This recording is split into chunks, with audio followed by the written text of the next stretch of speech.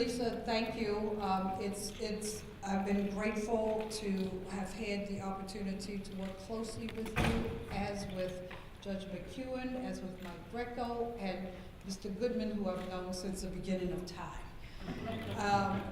It is truly an honor to be here, and it is somewhat somber for me, even though it is an award.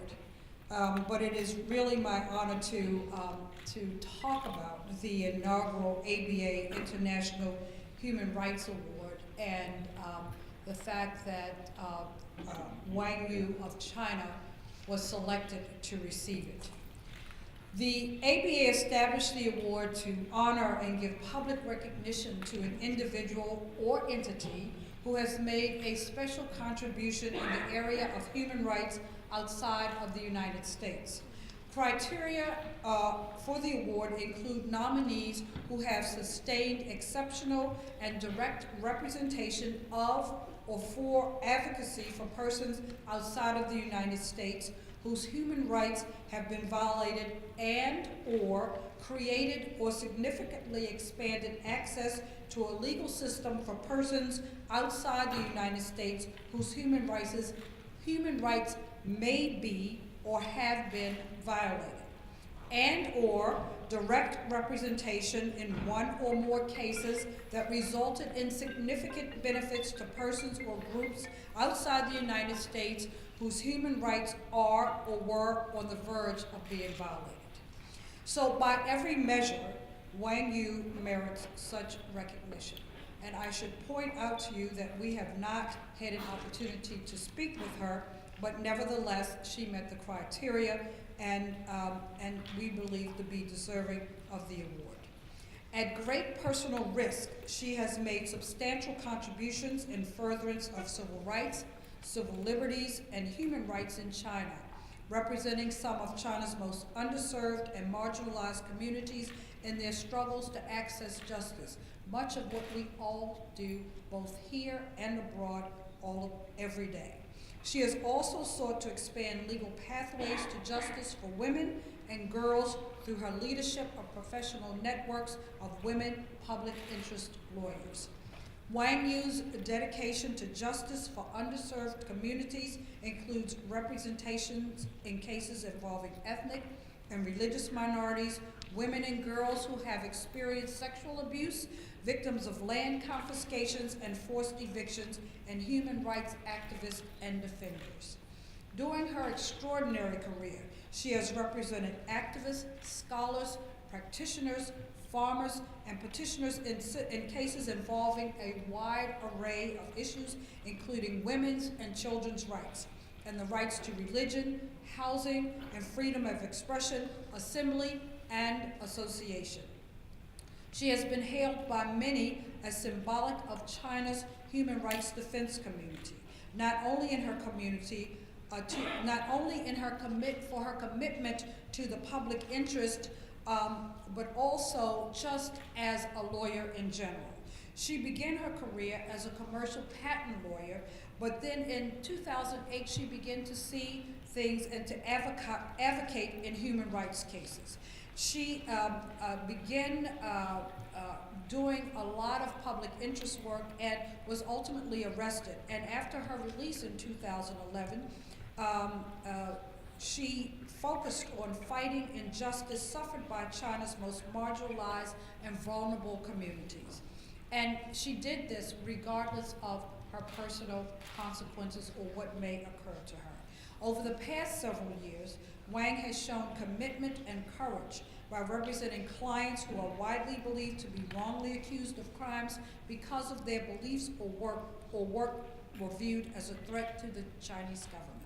These include advocates promoting the rights of individuals, Uyghurs, and other minority groups, and other practitioners. She helped defend the 5 feminists who were arrested and charged with creating a disturbance after peaceful demonstrations relating to International Women's Day last year. She also represented the families of young girls whose alleged sex abuse was covered up by school officials.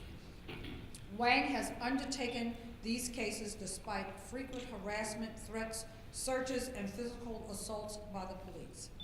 In early July 2015, she was detained by authorities while returning home, taking her husband and son to the airport in Beijing.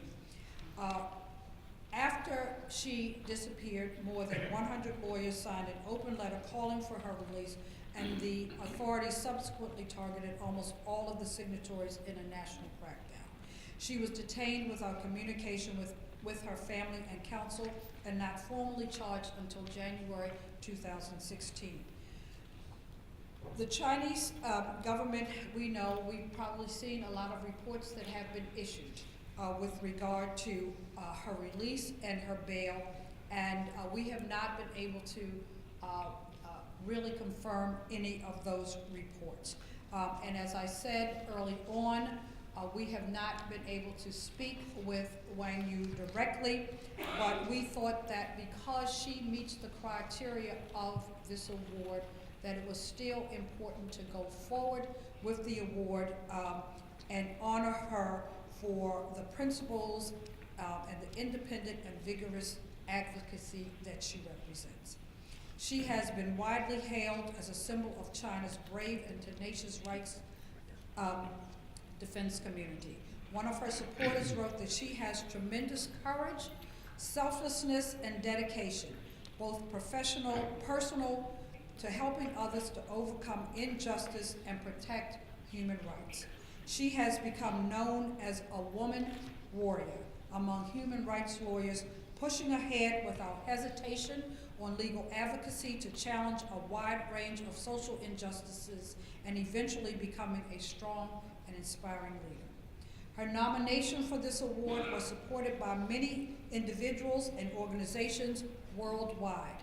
For us at the American Bar Association, her work is particularly meaningful because it stands for the principle we hold so dear: the essential role of a vigorously independent legal profession in maintaining the rule of law.